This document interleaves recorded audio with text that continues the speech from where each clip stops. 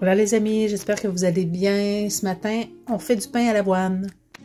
Donc dans un bol, j'ai mélangé 1,5 tasse de farine blanche, 1 tasse de farine d'avoine, 1/2 tasse de farine 6 grains bio et 1/2 tasse de flocons d'avoine. J'ai mélangé et je vais rajouter 2 cuillères à thé de graines de chia et une cuillère à thé de graines de chanvre. Je vais rajouter 1 cuillère à thé de sucre, 1 cuillère à thé de sel et 1 cuillère à thé de levure instantanée. Je vais mélanger mes ingrédients secs avec une maryse et mon eau. J'ai 1,5 tasse d'eau est à 110 degrés Fahrenheit.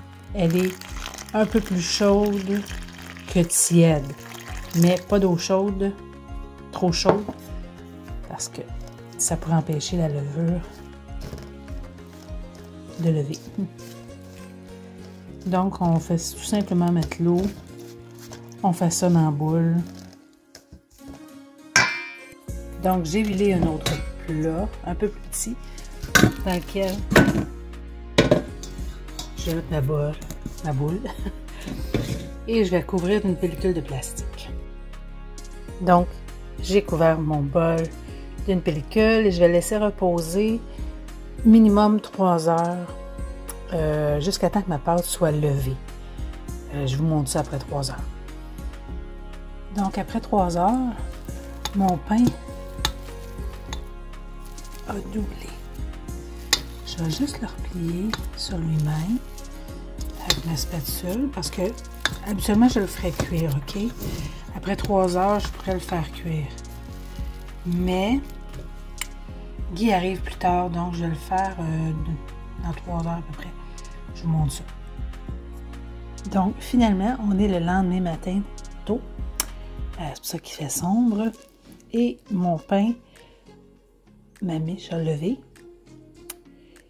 Je voulais voir, étant donné qu'hier, mon époux avait mal à l'estomac, fait que j'ai pas fait le pain. Combien la miche allait lever de plus si je la laissais toute la nuit. Puis finalement, hier soir, elle était levée comme ça. Là. Elle n'a pas levé plus durant la nuit. Donc, après 3 heures, là, ça l'avait pas mal atteint le maximum de levée. La prochaine fois, après 3 heures, je vais le faire. C'est juste un petit test.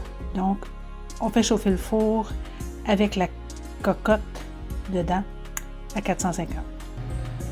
Donc, j'ai mis sur un papier parchemin enfariné ma miche et je vais la déposer dans ma cocotte bien chaude quand elle va avoir atteint la température de 450. On peut, si on veut, faire des incisions, mais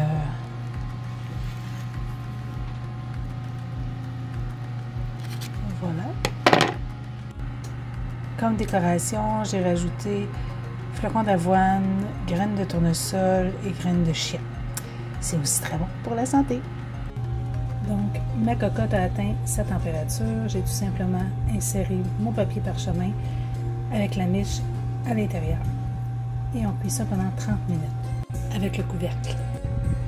Donc, après 30 minutes de cuisson, j'ai enlevé le couvercle et on va remettre au four pendant une quinzaine à vingtaine de minutes jusqu'à ce qu'il soit bien doré.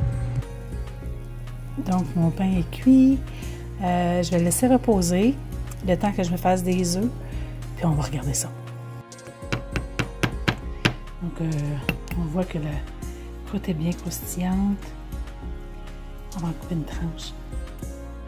Donc, écoute, la mie est quand même dense.